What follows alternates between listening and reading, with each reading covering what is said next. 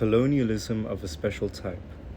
The white ruling classes, and especially the leaders of the Nationalist Party, have manufactured a version of the past and present of this country, which they systematically attempt to impose everywhere, from the schoolroom to international opinion.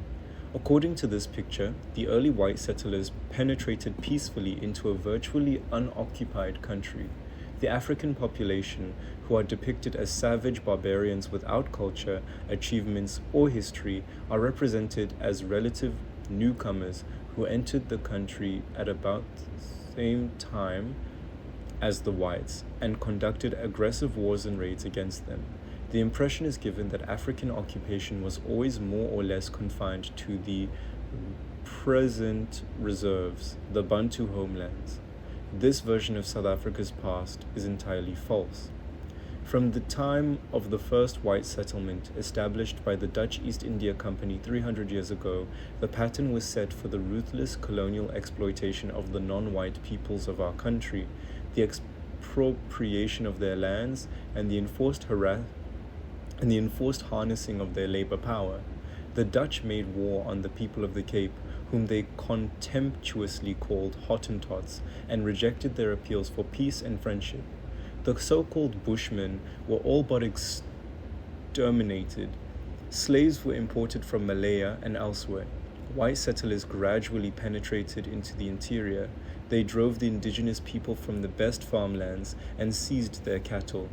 They subdued them by armed conquest and forced them into their service, at first through direct slavery and later through a harsh system of pass laws and taxation.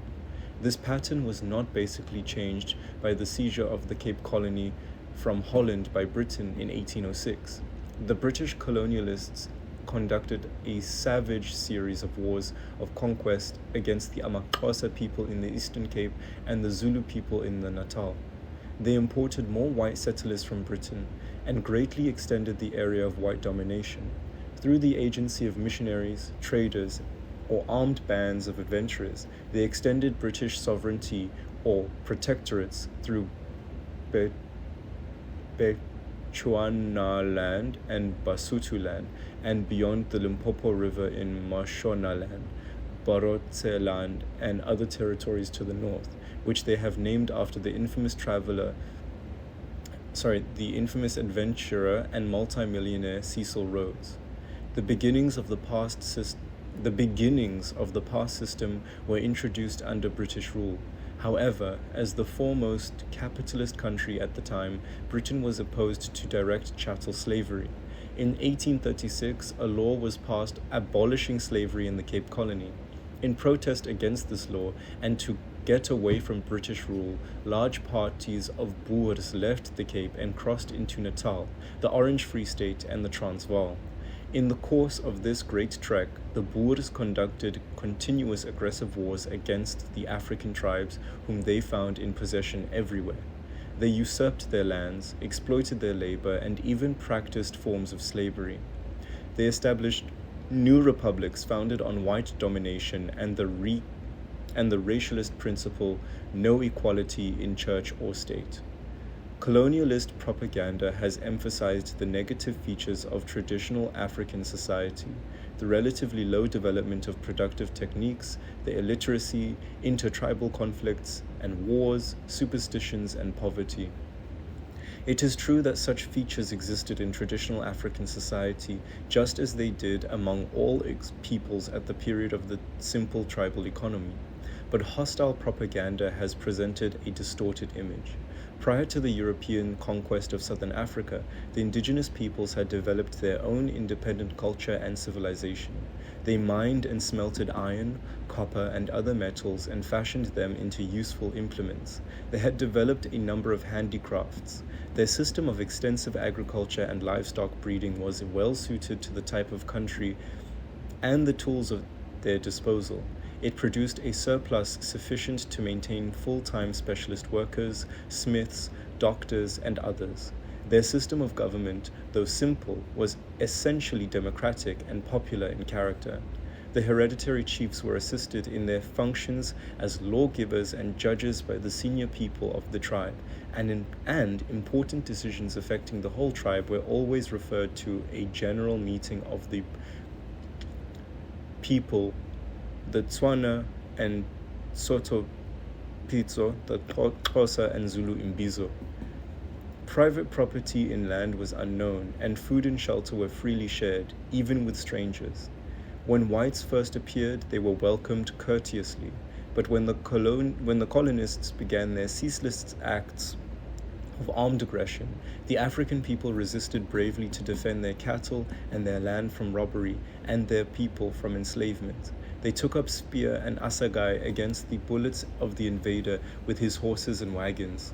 The Xhosa people, under leaders such as Nkwiga, Ndlambe, Hintsa, and Makana, the Zulus using Shaka's battle tactics under Dingane, Hechayo, and Bambata, the Basotho under Mashweshwe,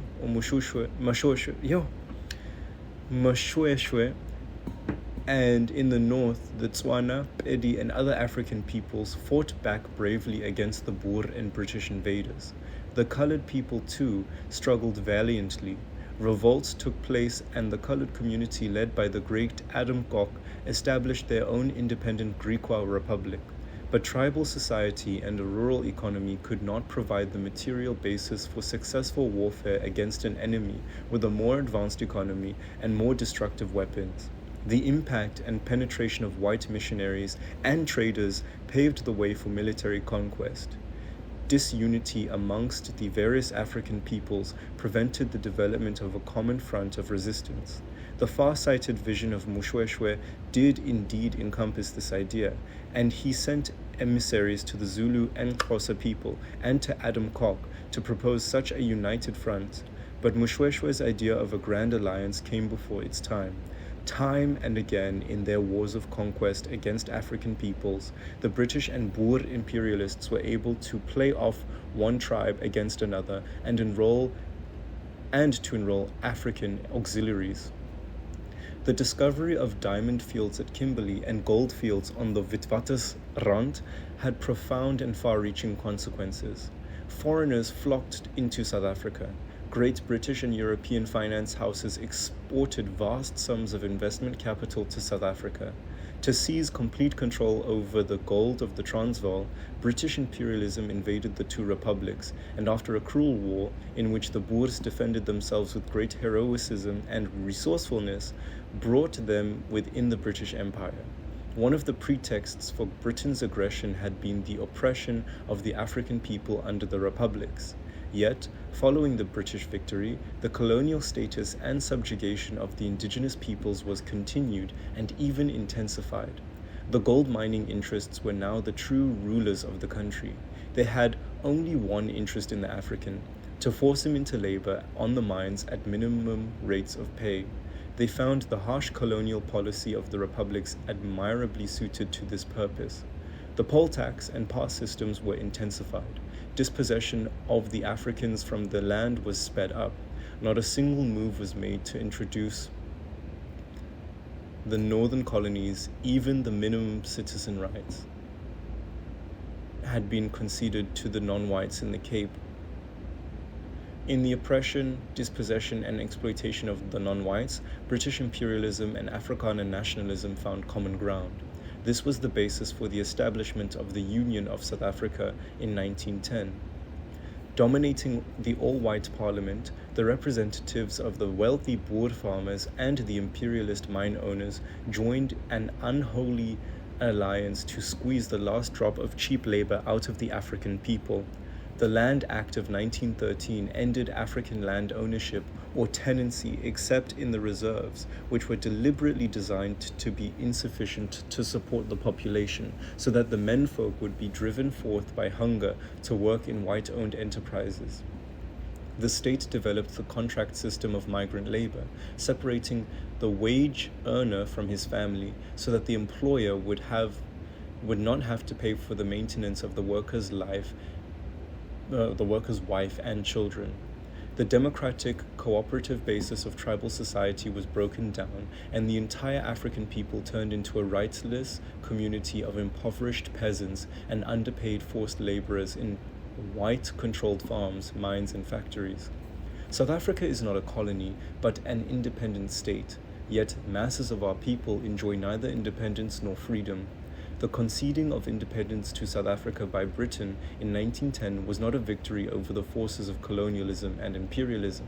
It was designed in the interests of imperialism. Power was transferred not into the hands of the masses of people of South Africa, but into the hands of the white minority alone. The evils of colonialism, insofar as the non-white majority was concerned, were perpetrated and reinforced. A new type of colonialism was developed, in which the oppressing white nation occupied the same territory as the oppressed people themselves and lived side by side with them. A rapid process of industrialization was set in train, especially during the two world wars. South African heavy industry and secondary industry grew to occupy first place on the continent. This process had profound effects on the country's social structure. It concentrated great wealth and profits in the hands of the upper strata of the white population. It revolutionized the economy, transforming it from a predominantly agricultural into an industrial agricultural economy with an urban working class, mainly non-whites, which is the largest in Africa. But no commensurate benefits of this industrialization have been enjoyed by the masses of non-white people. On one level, that of white South Africa, there are all the features of an advanced capitalist state in its final stage of imperialism. There are highly developed industrial monopolies and the merging of industrial and finance capital. The land is farmed along capitalist lines, employing wage labor and producing cash crops for the local and export markets. The South African monopoly capitalists, who are closely linked with British, United States, and other foreign imperialist interests, export capital abroad, especially in Africa. Greedy for expansion, South African imperialism reaches out to incorporate other territories, Southwest Africa and the protectorates. But on another level, that of non-white South Africa, there are all the features of a colony. The indigenous population is subjected to extreme national oppression, poverty, and exploitation, lack of all democratic rights, and political domination by a group which does everything it can to emphasize or perpetuate its alien European character. The African reserves show the complete lack of industry, communications, transport, and power resources which are characteristic of African territories under colonial rule throughout the continent. Typical, too, of imperialist rule is the reliance by the state upon brute force and terror, and upon the most backward tribal elements and institutions which are deliberately and artificially preserved. Non-white South Africa is the colony of white South Africa itself.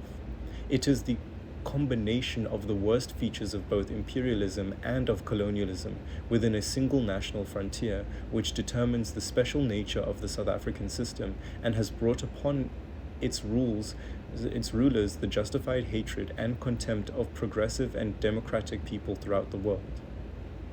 All whites enjoy privileges in South Africa.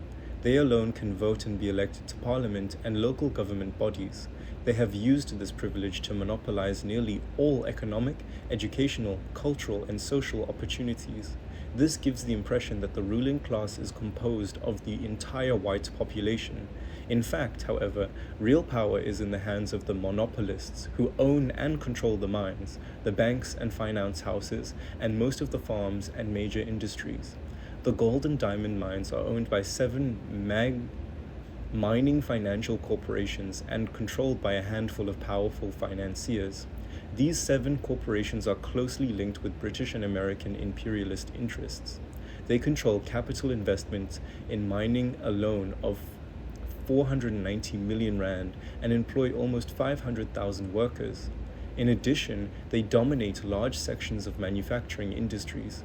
They are linked with the main banks, 2 of which control assets over 2,000 million, mainly in the form of loans to industry, commerce, and estates. They own vast tracts of arable land, mining rights in almost every part of the country. In agriculture too, monopoly dominates. 4% of the farms make up an area amounting to almost 4/10 of the total white-owned farmland.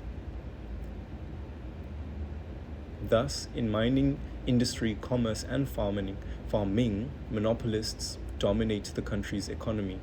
They are also closely linked with state monopoly capital ventures, such as ISCOR, iron and steel, ESCOM, electricity, and SASOL, petrol.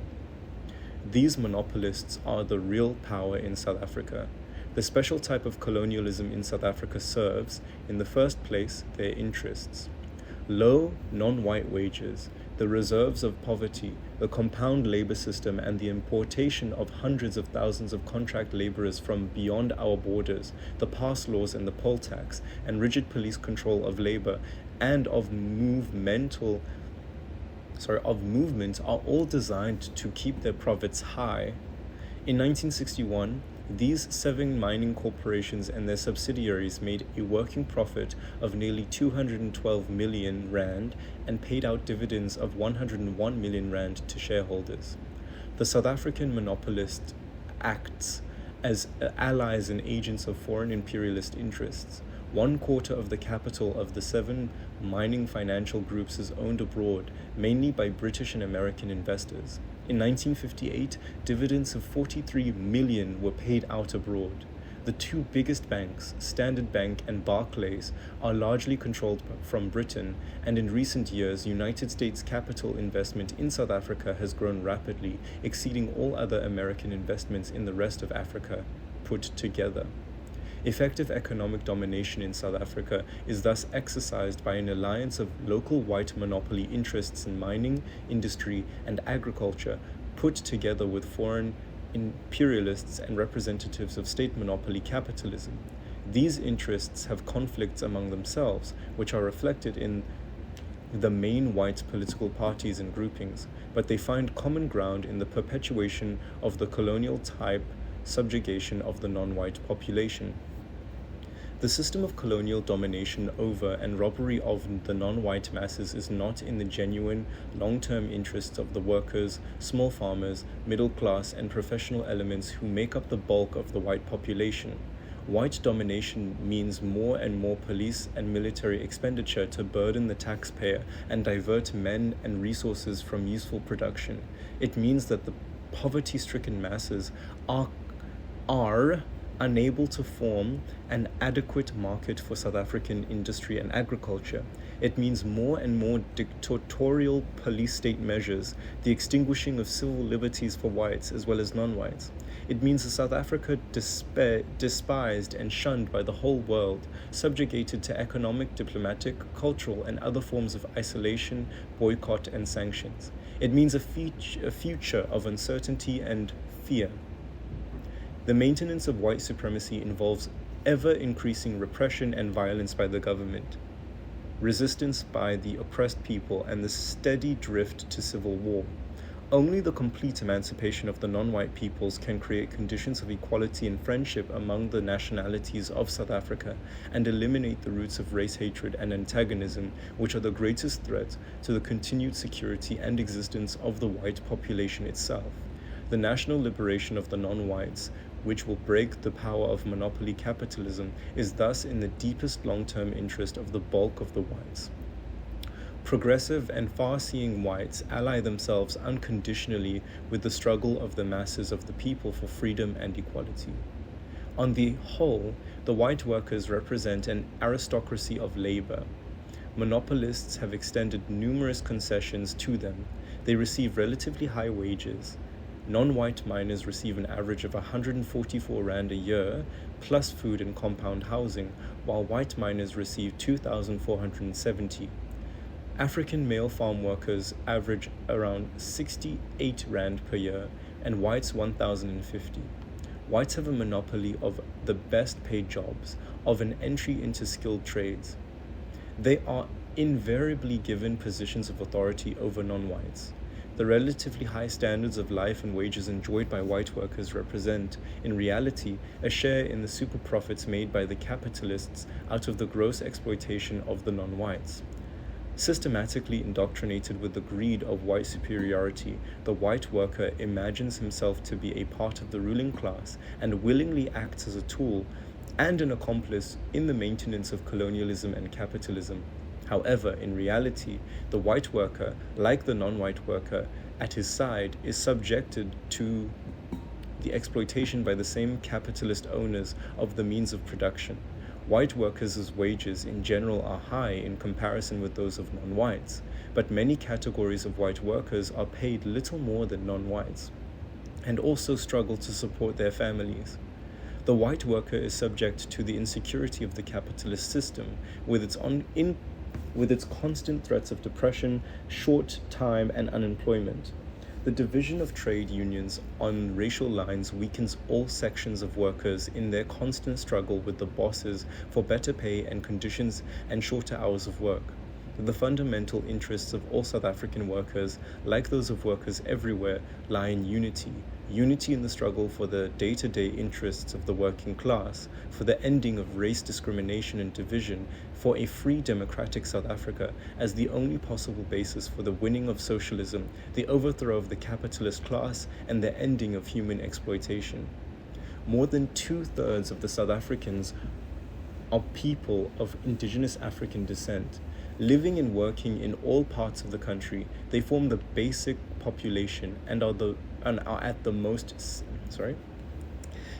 the same time are the main victims of colonialism, the most oppressed and exploited of all. The former divisions of the South African people along tribal lines and their classification into chiefs and commoners are breaking down with the collapse of the tribal system. The system was suitable for the simple, self-contained economy of the past, based on subsistence farming and common ownership of land. There is no place for it in a modern exchange economy based on a large-scale industry and mining on the farming of products for the scale on the market. The Nationalist Party government, following the maxim divide and rule, is attempting to revive tribalism and tribal divisions. Their attempts cannot succeed. The African people of its country are moving inevitably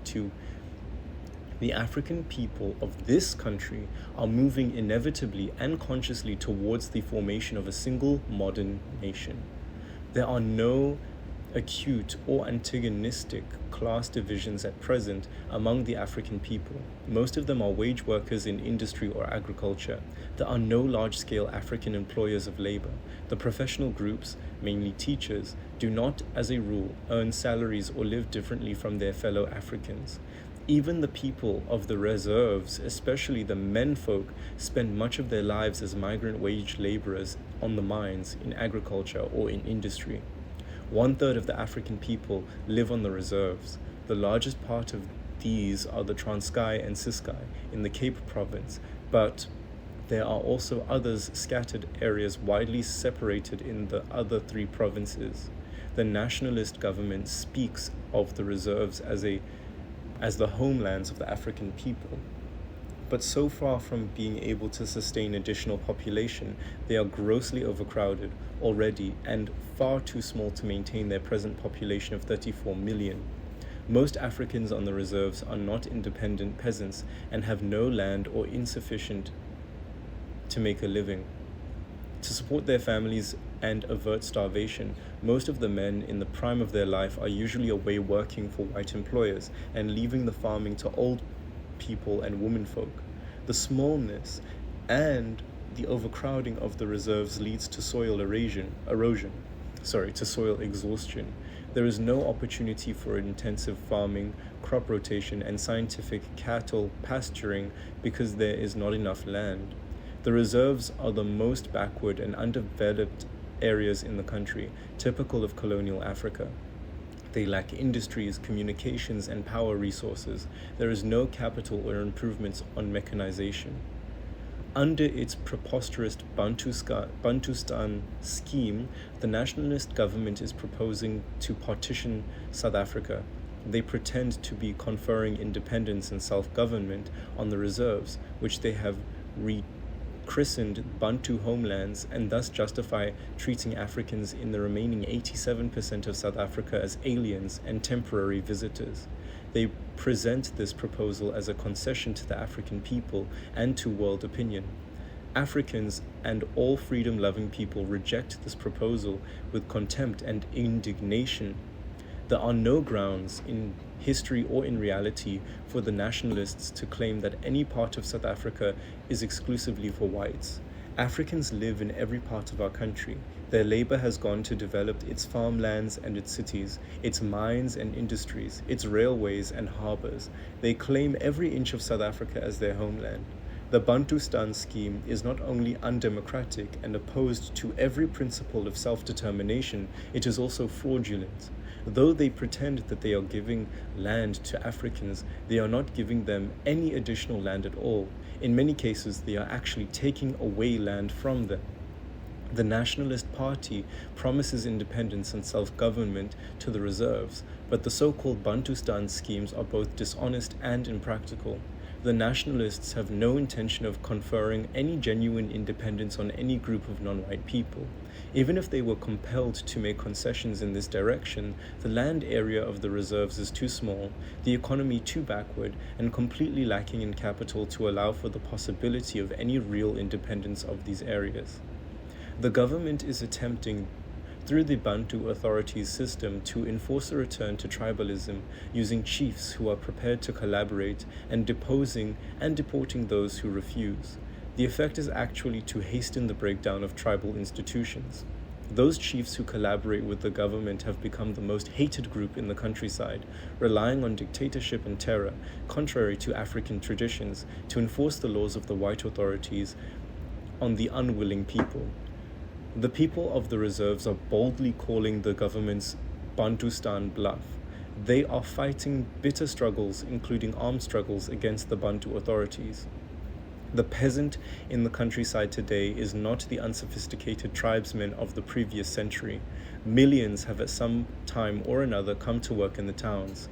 They have come into contact with the challenging outlook and the advanced methods of organization of the trade unions, the Congress movement, and the Communist Party. These new peasants have awakened the countryside, transforming the African peasantry from a reserve of conservatism into a powerful ally of the urban working class in the struggle against white colonialism and for freedom, land, equality, and democracy. Millions of agricultural laborers and labor tenants are employed on white-owned farms throughout the country. These are the most exploited workers in South Africa. They work without any protection from labor laws, from dawn to sunset, at hard and exhausting labor for wretchedly low wages. The food they are given is too little, it is always the same, and it is unhealthy. On most farms, the housing for them is worse than what is provided for the farm animals. The use of convict labor and compound labor and other forms of forced labor is common on farms in many parts of South Africa. Farmers and their foremen frequently employ physical violence against African farm laborers, beating them with shamboks, often to death. Wages for farm labor are the lowest in the country. Agricultural laborers are not really free workers. They are tied, often for life, to a particular farmer because of the operation of the labor tenancy system, the pass laws, and in particular the so-called Trek Pass, the Native Service Contract, and the Masters and Servants Act. The organization of agricultural workers' unions and the other bodies for farm workers is also made exceptionally difficult because of the close supervision maintained over them by the farmers. The 400,000 African laborers working on the gold and coal mines have to do the most backbreaking, dangerous, and unhealthy work for wages which are a scandal and a disgrace in an industry which distributes millions of rands annually to its shareholders. They are separated for long periods from their wives and families. A large proportion of them are imported from territories outside the Republic, the Protectorates, SW, Africa, the Portuguese colonies, Nyasaland, Tanganyika, and elsewhere, although conferences of African states have decided to work towards ending this practice. The migratory labor system leads to a continual turnover of personnel, making the organization of mine workers a difficult task, and the mine owners go to great lengths to stamp out the development of trade unionism among them, especially since the Great Strike led by the African Mine Workers Union in 1946. They are subject to constant surveillance by police, spies, and informers. The special character of colonialism in South Africa, the seizing by whites of all opportunities in other colonial countries have led to the growth of a national capitalist class, have strangled the development of a class of African capitalists. All positions of economic strength and influence are held as the jealously guarded monopoly of members of the white group alone. There are very few Africans who make profits by the exploitation of labor power. In some areas, there are some independent African farmers producing for the market along capitalist lines, but as a rule, the holdings are so small that they can be and are cultivated by the farmer himself and his family. There is quite a substantial number of African traders and shopkeepers. Because they have to contend with innumerable color bars and special restrictions, and because their capital is usually too small, their businesses are rarely very big or very profitable. In a great many cases, in fact, the shop is in the hands of non-African bondholders or wholesalers, of whom the shopkeeper himself is little more than an employee. African businessmen are not allowed to own fixed property. They may not trade in the centers of the cities, the main areas of commercial activity, but are relegated to the African townships and the outskirts. They are subjected to the pass laws and all the restrictions and insecurities imposed on all Africans. An African businessman is not allowed to open a branch elsewhere or to trade anywhere outside his place of residence. The interests of the African commercial class lie wholly in joining the workers and rural people for the overthrow of white supremacy.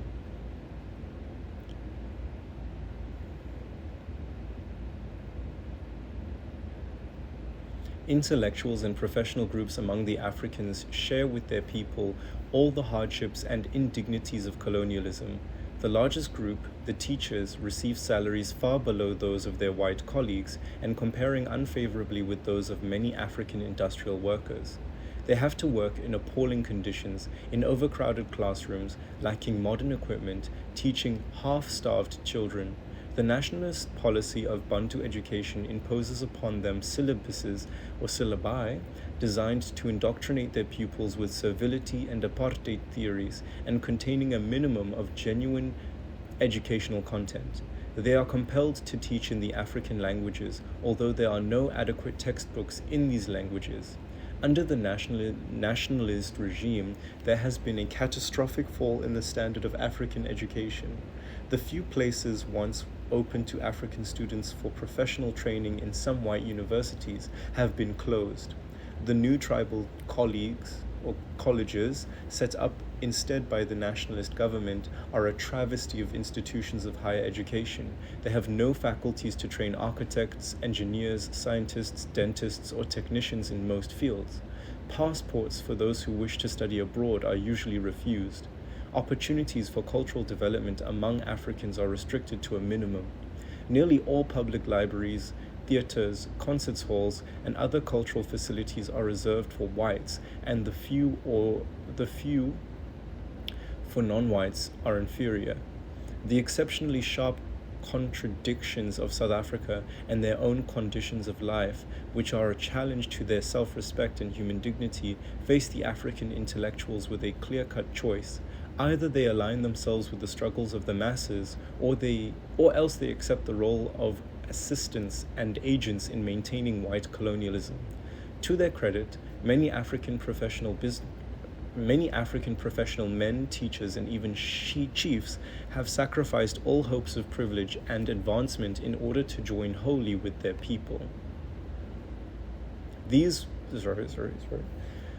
The workers of the towns, the Africans employed in factories and in transport, in steelworks and power stations, in shops and offices comprise the most dynamic and revolutionary force in South Africa.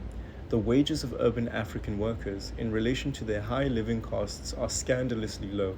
They are forced to live far from their places of work, involving exhausting and expensive journeys by bus or train. In shops and factories, they are relegated to the most arduous and least rewarding work. Pass laws in urban areas legislation make the tenure of their jobs and their residences precarious, and they are subjected to never-ending raids and surveillance by the police. It is illegal for African workers to strike, and their trade unions are unrecognized and vigorously discouraged by the state. Even when employers are prepared to enter into collective bargaining with African workers, the state intervenes to stop it. Despite these and many other disabilities and the daily struggle for existence, this class, the most numerous and experienced working class on the African continent, has time and again shown that it is the vanguard of the African people. It has built up a number of stable and effective trade unions, devoted to the cause of African liberation and of workers' unity on our continent and throughout the world. African workers constitute the core of the African National Congress and the Communist Party.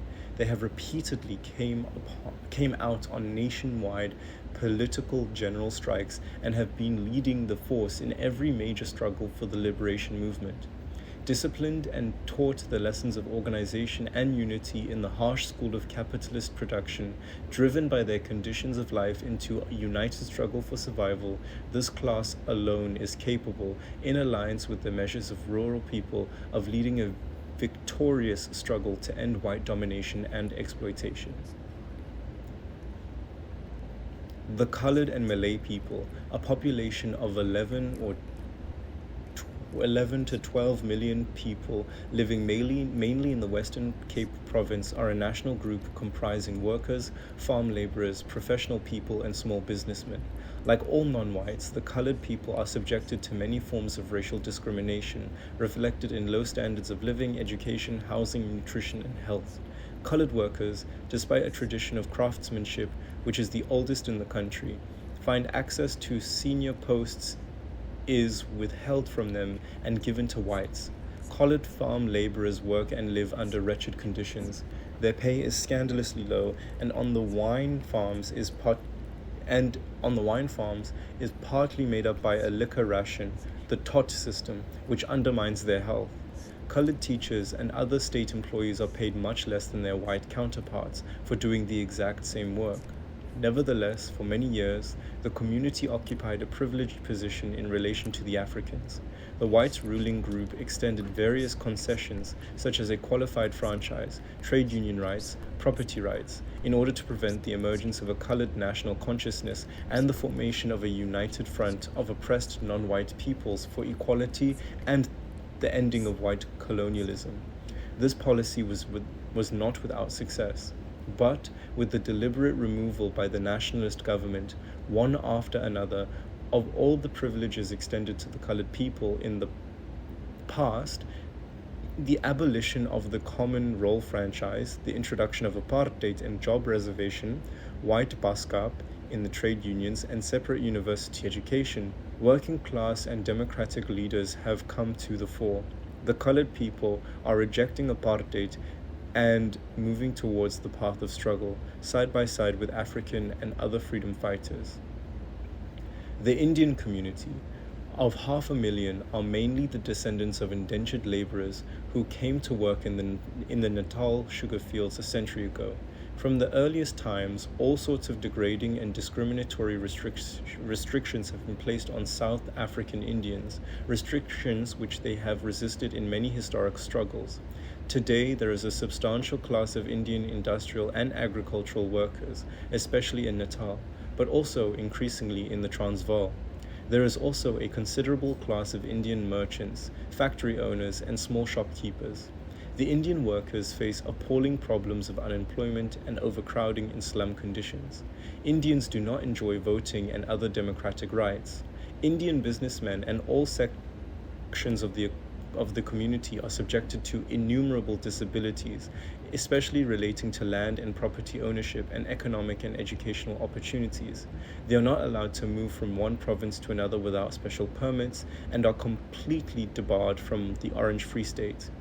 The nationalist government has applied the Group Areas Act with particular ferocity against the Indian communities in the cities and small towns, uprooting them from their homes and livelihood and threatening to resettle them in isolated areas where they face complete ruination. The Indian people have turned their backs on the reformist bourgeois leadership, which counseled paths of compromise with oppression and the seeking of sectional privileges regardless of democratic principle and the fate of the masses. They have unreversedly joined in the many united struggles of the African and other oppressed peoples over the past 2 decades.